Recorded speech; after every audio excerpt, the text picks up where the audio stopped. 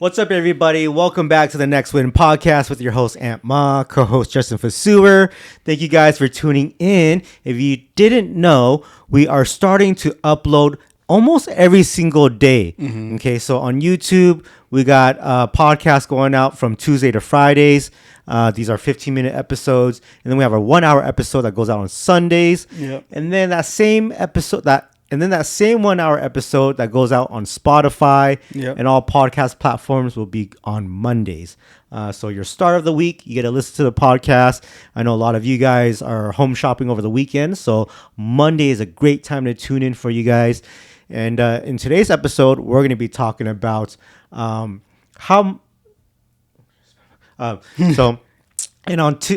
today's episode, we're going to be talking about how much you should spend on your house. Right? Whether you're renting or owning a home, there's a lot of things going on. Yeah. So a lot of people, I think right now, because rates are high, homes are expensive, they're spending a lot on mortgage, maybe more than they should compared to what they make. Yeah. I think maybe, is it okay to do that at this point? You know, because we might see some rate changes in the future. I think if people can stick it out for 2 years, it'll be okay. But they have to calculate that in their costs. Right? A lot of people don't think about it. They're just like, okay, $5,000 a month forever. It's like, no, dude. Like, maybe for now, it'll probably go down to $4,000 a month once the rates drop. Yeah. But you got to make sure you can afford that extra $1,000 a month right now. Quick question, just super random. When the rates drop, is there any chance for people not to have equity in their house when that happens? So it's almost impossible for them to refinance? I think it depends when they bought it. If they bought it at the peak of 2021, obviously right now they've lost money on the home, but you're not selling right now, you know? And then when the rates drop and you refi, you're okay. It's still, I would say right now, we're getting pretty close to what 2021 was. Oh, what do you mean by that? So I've seen homes in 2021 that reached like $1 million, right? In a neighborhood that was like $800K. Just the other day, I saw that those houses are now back up to about $970,000 because right now the market's hot, so people are overbidding again, you know, and so we're going to keep seeing prices go up, especially when the rates go down. Yeah. Okay. For sure. But yeah, I mean, you have to have equity to refinance, in a sense. I don't know. That's a lender question. Oh, is it? Okay. Got it. I to me, as a homeowner, I feel like you can refinance just to get a lower rate. But if your house is worth less at that point. But you've paid down your home a little bit. So I don't know. Yeah, I don't know how that kind of works. a complicated question. Yeah, that's getting down to the T with a lender. And a bank. Yeah. Now, as far as how much your mortgage should be compared to your income, I've heard like rules like, stay within 30%. Right now, people are spending at least 50%. Crazy, right? So they're making like, I don't know, $8,000 a month, and they're spending about their mortgages over $4,000 a month, because that's what it is right now, right? All mortgages are pretty much over $4,000 a month. Now, is a normal person making $8,000 a month? I would say no. That's a lot. Yeah, because isn't like the average household income like $80,000? Which I still think is a lot. Really? Because when I was household income, well. In today's world. What is household to you? You're talking about like over 40 years old? Maybe. You know what I mean? Because from 18 to almost 30 years old, it was just me. And I was only making like $30,000 a month. Yeah. I'm sorry, $30,000 a year. Yeah. You know, or less. If I made $30,000 a year, that was a good job that I had for that year. But normally it was like 12 to 20 some $1,000 a year. So for those 10 years of my life, my household was way under that. Yeah, but I'm sure they calculate, like, in household, don't they usually mean like with roommates? Yeah, with roommates or even a spouse or whatever. I think when I had roommates, we were all making like $12,000 to $24,000 a year, so that's like 50 to 60K household. Yeah, I'm more so thinking like, just basic families. Like, isn't that what that means? Yeah, it does. So if like just the average family is making $80,000 a year together, yeah, how are they gonna afford a home? They can afford a townhouse. Right, that's the thing. Yeah, I mean, I have friends who have that income level, and they are renting out townhomes, or they either own a townhome or they're renting a townhome because of their income level. Mm-hmm. So, I think you're right though. I think everyone should be at like 30% or less. Yeah. In terms of spending on their house. Mm-hmm. And a lot of people don't think about it. They just think about mortgage, but there's so much more to it. Like what? You have utilities. Oh yeah. Right. Just like renting, you have utilities. And even that can be expensive because like your AC, heater, all that stuff. Yeah. That racks up. So there's people who just I have friends who mothers never ever use AC, even if it's 100 degrees. Not here. And they're balling. Yeah. I don't know why. But maybe they're just like, they think they're burning their money, which is a little bit true, right? That's why we have fans, purifiers, things like that. Or do you remember when we're young? I don't know. This might be before your time. But back in my days, there used to be a place called Fedco. Do you know a Fedco? No. This was before Costco and Sam's Club. No. It used to be called Fedco. And they used to sell these tower fans where they had a tray and you put ice cubes in there. And then the fan blows the ice cubes and it makes it feel like it's AC. That was back in my days. That's pretty old school. It is. Yeah. I mean, that's one of the cheapest ways. If I have, if every refrigerator makes ice now, like that's a pretty cheap way. I might rather do that than use AC. Yeah. AC is really expensive. Yeah, super expensive. What's the square footage on your rental right now? I think it's 800 square feet. And in the hottest summer month, what is your electricity bill? I think it goes up to almost 200. Oh, that's not bad.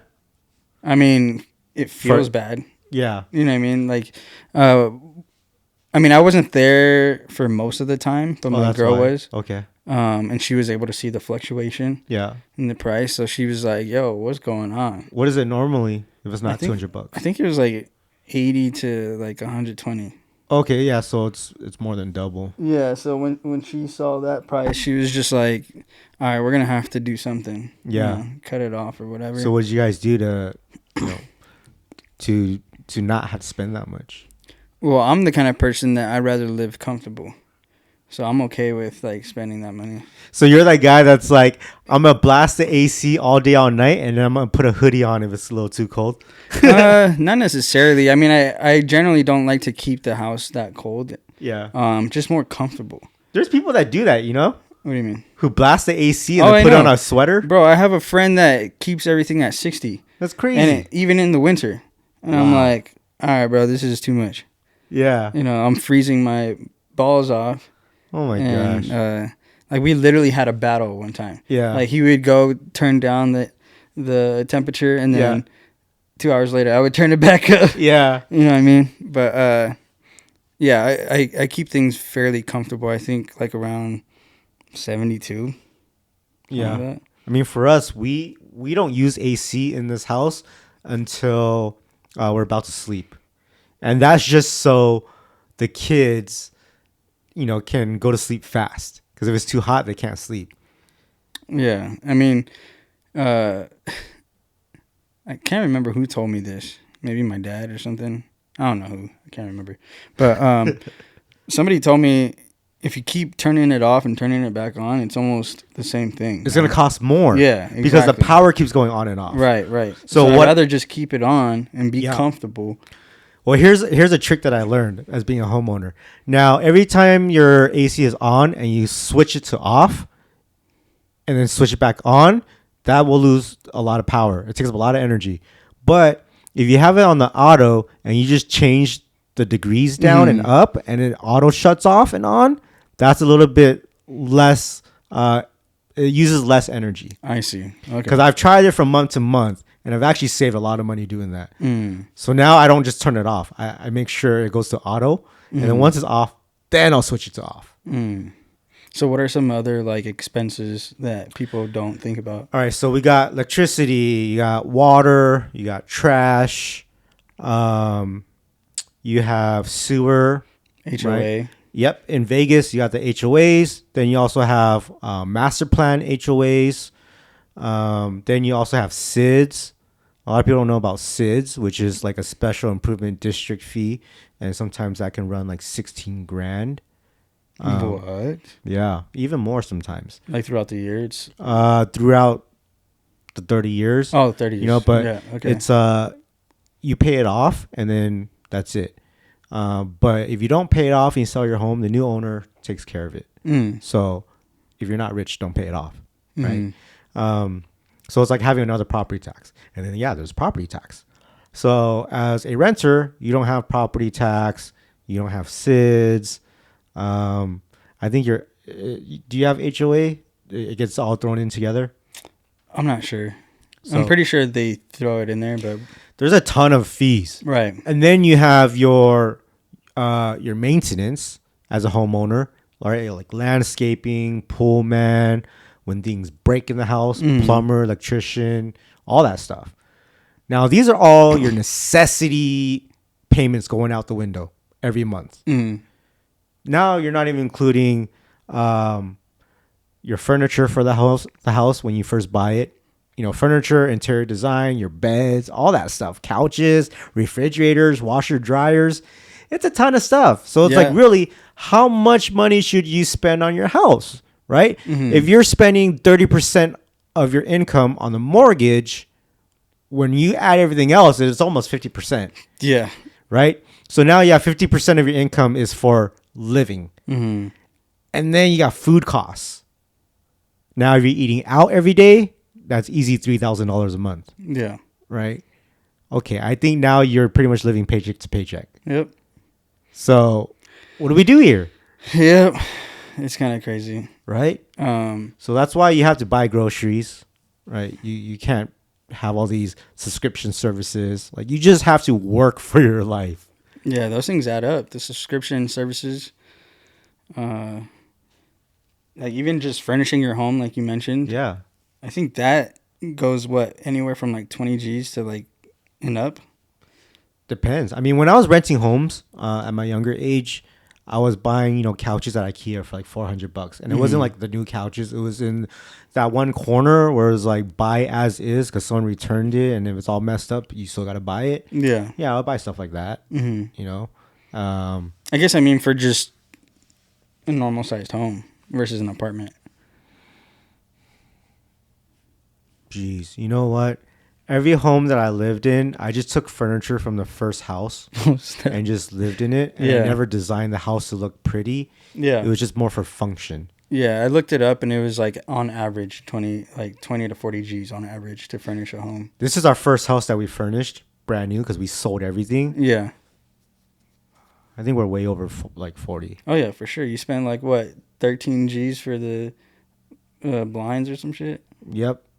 Even this is the first time we got a couch, and the couch was not the first time we got a couch, but the first time we spent money at Pottery Barn for a couch instead of living spaces, stuff like that where you get a couch for $1,000. This was like over $4,000. Jeez. Almost $5,000, Yeah. But we were thinking like, this is a couch that we're gonna keep for the rest of our life. So yeah. But I don't know. You guys let us know how much money you should spend on your house in terms of your mortgage, your furnishings, and utilities and maintenance. Like, should you be living paycheck to paycheck? Yeah. I think even when you're renting a house with roommates, you're still living paycheck to paycheck with no furniture. Yep. So sleeping on a futon. Yep, I've done that. I've been there. Yep. I haven't had when I was renting. Sometimes I had no couch and no TV in the living room for like 3 years. Yeah. but we all had it in our own rooms. Mm-hmm. So yeah, it's different. So let us know in the comments, guys. Also, make sure to subscribe. In the description box, you guys will see our info. If you want to reach out to Justin, let him know what you do. I do like video editing services. So if you guys are starting a YouTube channel or doing reels on Instagram or TikTok, then hit me up. Sick. And if you guys need some real estate help, feel free to reach out to me. Just look in our description box. So until next time, guys, we'll see you on the next win.